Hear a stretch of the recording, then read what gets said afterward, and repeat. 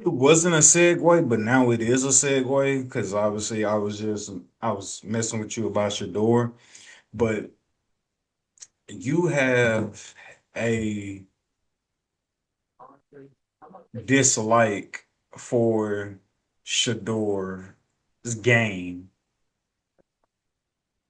and you don't think he's really that great as hyped up to be. But me and you had a conversation on the phone recently, and we were talking about we didn't really get like knee deep into the conversation, but I like we were on the phone and I had peeped that Justin Fields was traded to the Kansas City Chiefs in exchange for 2027 seventh round draft pick. And don't understand how you feel about Shador, yet you had really good things to say about Justin Fields, who has less of a body of work, who has more of a body of work than Shador and is proven not to be elite or even just good. And so I'm saying all that to say I don't understand how you feel one way about Shador and you don't hold that same standard or sentiment for Justin Fields. But the floor Ready is for this? open. Sorry, I'm a little excited about this one. You're ready. You're ready to get your captions ready, okay? I got you. Coachable. Did I get it right? Sorry. Here we go. Coachable. Okay. Justin Fields, I feel like with the right coach, he is coachable. Tomlin coached him correctly. That's why he got the results he got out of him. You put him on a trash team or you with a coach that doesn't understand how to utilize him, he's not going to be as effective. When you have Shadur, on the other hand, I believe his personality and the way he plays doesn't cater to being coachable. I feel like obviously you can teach him some new things, but everybody knows the difference between a coachable person and a non-coachable person. And I feel like he's a lot more coachable, so that's why I'm a little more excited about it. You put a coachable person with a great coach, I mean, it's simple math. Andy Reid, he has the rings. And now, do I think he's going to be magnificent or great? No. But I do think you get a chance to see like what you've seen in Pittsburgh. I do think you get a chance to see like, okay, he's not as garbage as perceived because of the fact of, hey, you just put me in the right situation, I can do better. And just some players that like that. That's the way they're that's what they bring to the table. They're not amazing here, they're not amazing there. They may have these certain abilities, but at the same time, though, it's like, no, bro, they're just more of a good coachable player. And that's where you get certain results. And that's how I feel about it. Do I think they're gonna be crazy good? Absolutely not. But do I think that Justin Fields get a chance at redeeming himself and kind of proving what kind of quarterback that he is this season? Yes, absolutely. So this is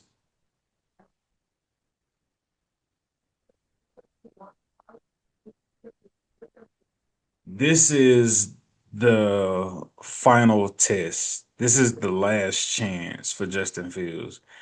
I don't believe he even holds a backup position if he doesn't show a great improvement or capability to just not mess things up under a Andy Reid.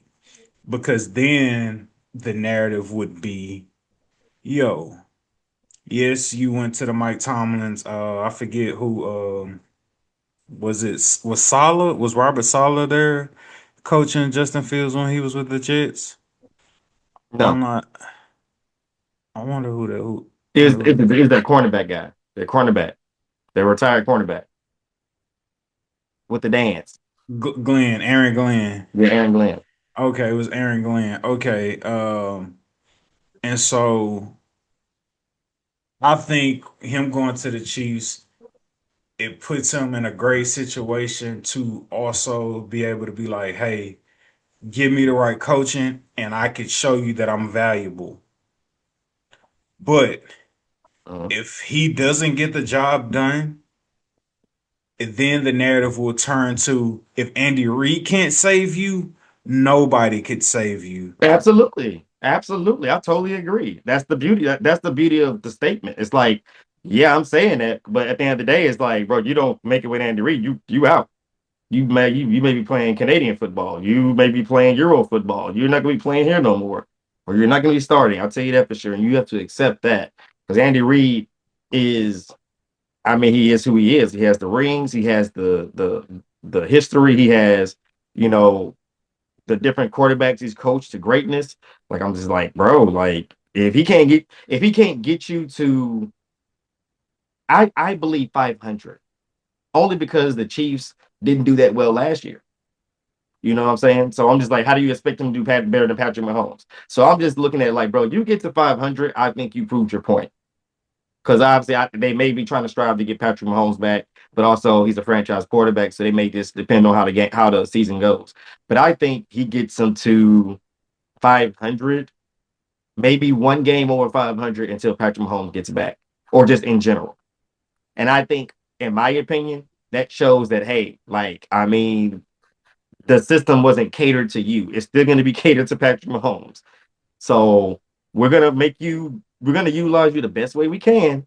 But at the end of the day, like, we're going to give you the best coaching options. So it's not going to be on us. But granted, it's still Patrick Mahomes' team. So we're going to cater to his style of play and to where it's going to benefit him when he gets back.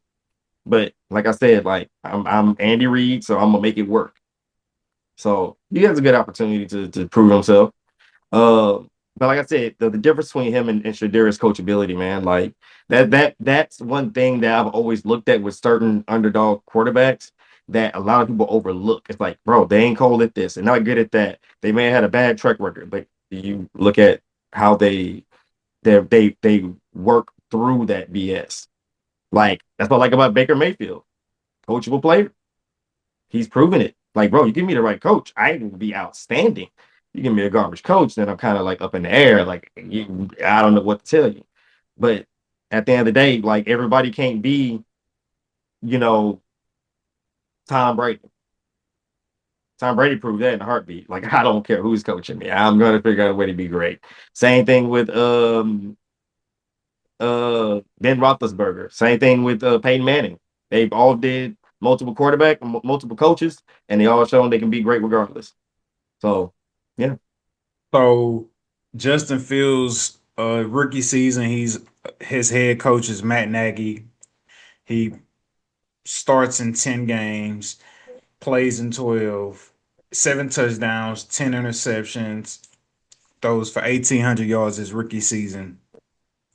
Then his head coach is Matt Eberflus for the next 2 seasons, where he had his two best seasons in his career with the Chicago Bears under Matt Eberflus. That's his sophomore season. He throws for 2,200 yards, 11 touchdowns. Excuse me. He throws for 2,200 yards and 17 touchdowns with 11 interceptions. That following season, he throws for 2,500 yards with 16 touchdowns and 9 interceptions. So that shows growth.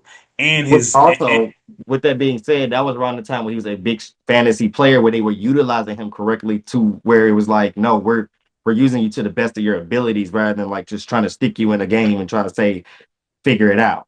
They were catering to him because the first year is like, no, we thought you were this. It's like, no, we see who you really are, and this is how we're going to use you.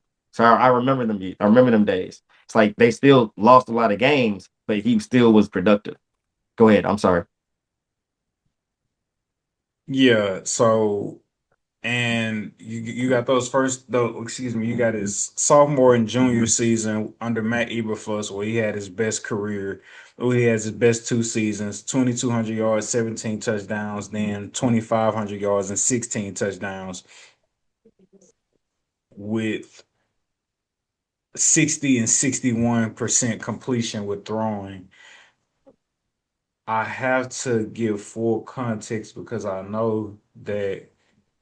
Give me one. I know he's also a dual threat quarterback, so I don't want to just run off his passing touchdowns. I'm trying to see what his rushing stats look like as well in them first 5 seasons.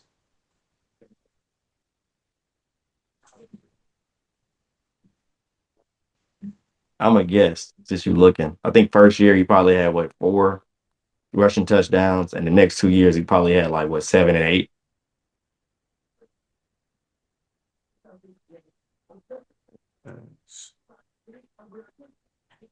Rush. So, bro, he had his so far. Matt Eberflus, he's had his best 2 years, right? So his first, so rookie season, 72 carries for 420 yards, right? How many And only touchdowns? two. Dang. I started to say 2, but I said 4.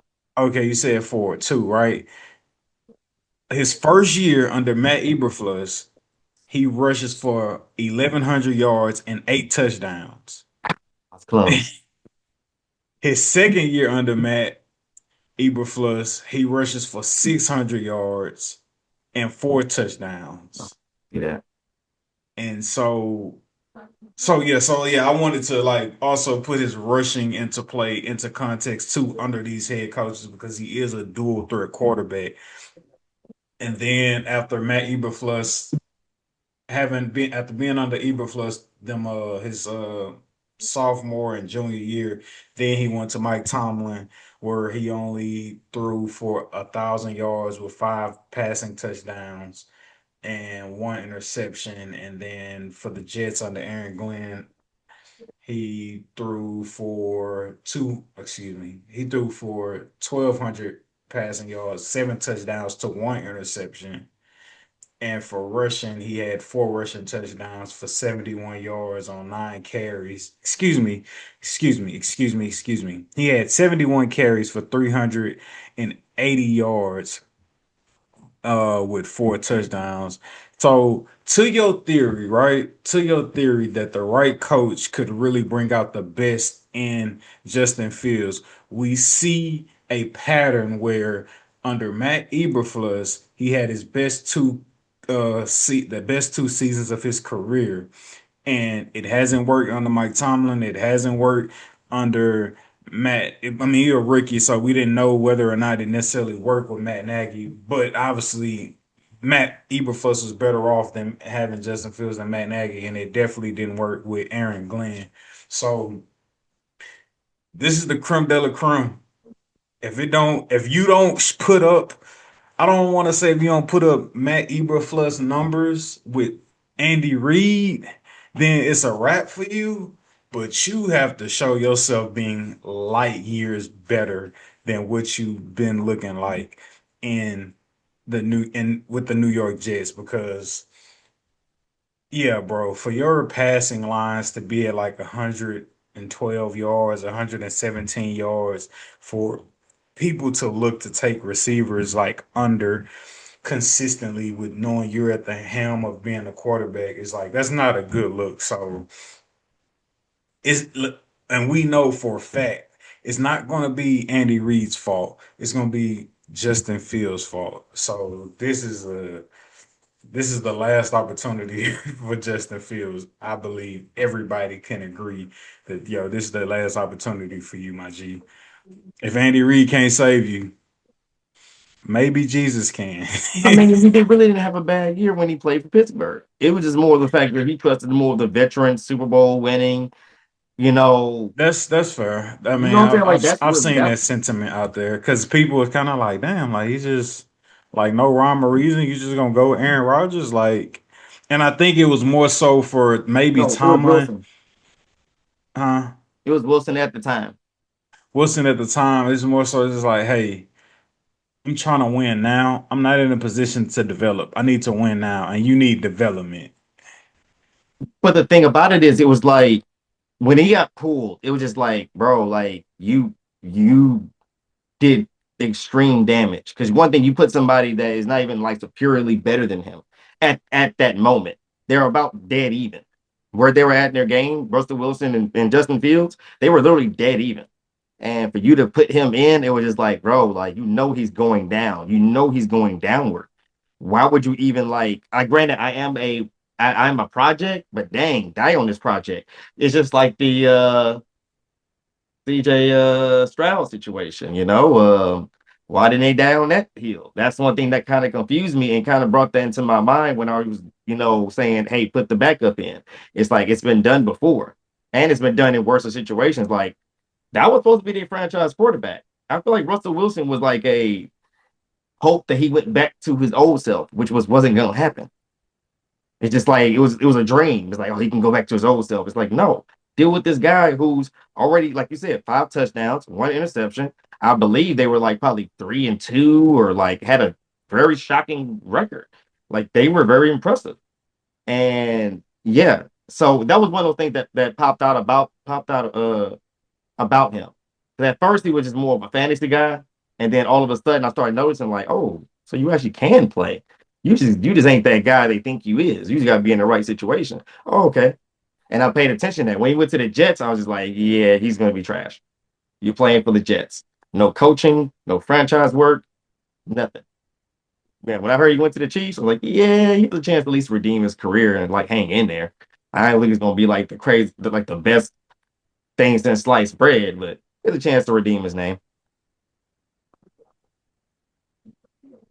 Yeah, and I said he got traded for a 2027 7th round. It was a 6th round. Potato potato. That's a steal. Yeah, if anybody could bring out the best, I'm gonna trust Andy Reid to do it. I would look for a lot of run RPOs for Justin Fields, and I would, if I had to bet on Andy Reid to get his numbers up there to flirt with the numbers under Matt Eberflus, I think Andy could do it with the weapons, the offensive weapons that are presented to Justin Fields under the Chiefs. So we'll He see. got he got way more bang for his buck. So 6 rounds, 7 rounds, seriously? Like he's in the perfect position where you lost your starting franchise quarterback for the next however many years he's gonna play, obviously, and you know he's not getting nowhere near off that team, and you just said, you know what, bring in that kid we think we can work with. Your season is already dead because your star quarterback, like you're not gonna spend a lot of money, bro. You're gonna save all your money to make sure he's not going nowhere. You're not getting rid of no Patrick Mahomes. I'm sorry. He has Tom Brady vibes, and you know how that franchise ended, how that story ended. So it's just like, yeah. The doors of the pod are open.